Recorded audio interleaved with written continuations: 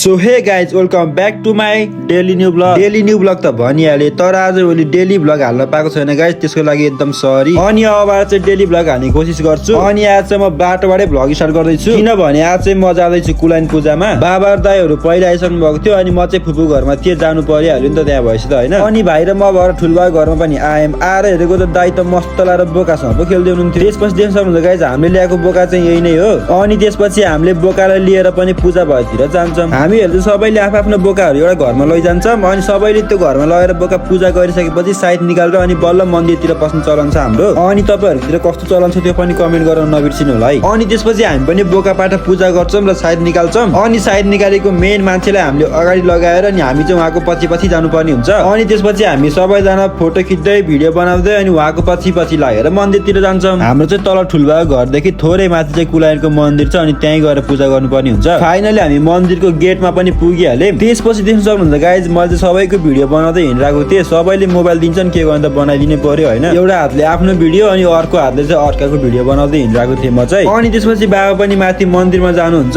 अनि आफूले ल्याएको त्यो बाँस त माथि मन्दिर लगेर छोड्नु पर्ने हुन्छ नि त, पूजा गर्नुपर्ने हुन्छ नि, त्यही भएर बाबा पनि माथि जानुभएको छ। मन्दिर त पुरै भिड थियो गाइज है, लास्टै टाढादेखि मान्छेहरू पनि आउनु भएको थियो। अनि देख्न सक्नुहुन्छ गाइज बोकाहरू चाहिँ यस्तो बबाल बोकाहरू लिएर आएको थियो नि मान्छेहरूले। हामीले पनि लैजानु त ठुलै बोका लगाएको हो गाइज, तर अरूहरूको अगाडि चाहिँ हेर्दाखेरि चाहिँ हाम्रो बोका चाहिँ लास्टै सानो जस्तो लाग्ने के, यस्तो धेरै बोकाहरू थियो नि, खतरा बोकाहरू। जता हेरे नि बोकै बोका गाइज, यता हेरे नि बोका, उता हेरे नि बोका, जता हेरे नि बोकै बोका। दाइलाई फेरि लास्टै मनपर्छ कि बोकाहरू मुसार्दै हिँड्नु भएको थियो, कतै आफै जस्तो देखेर त होइन गाइज, कमेन्ट गर्नु होला है। त्यसपछि यहाँ बाजा पनि बजाउँछ अनि बाबाले चाहिँ तिम्रो दुइटा गरेर नाचो, तिम्रो नाचेको मलाई हेर्न मन छ भन्नुभयो। अनि बाबाको इच्छा पुरा नगर्ने त कुरै भएन, दुई अन्दाज भएर मस्त नाचिन्छौँ। अनि त्यसपछि बलि खुल्यो भनेर पण्डितजीले भन्नुभयो। अनि त्यसपछि हामी पनि सबैजना भएर टिका सिका लाउन गयौँ। यस्तो भिड थियो नि गाइज आमा। अनि त्यसको एकैछिनमा चाहिँ बलि पनि स्टार्ट हुन्छ। सुरुमा चाहिँ भेडा काट्छन् अनि त्यसपछि बल्ल टिमको बोकाहरू यताउति काटेर अनि बल्ल अरूहरूको पालो आउँछ। त्यसपछि देख्न सक्नुहुन्छ गाइज च्वाट्टा काट्दै टिनबाट फाल्दै, च्वाट्टा काट्दै टिनबाट फाल्दै गर्नुहुन्छ यहाँ चाहिँ।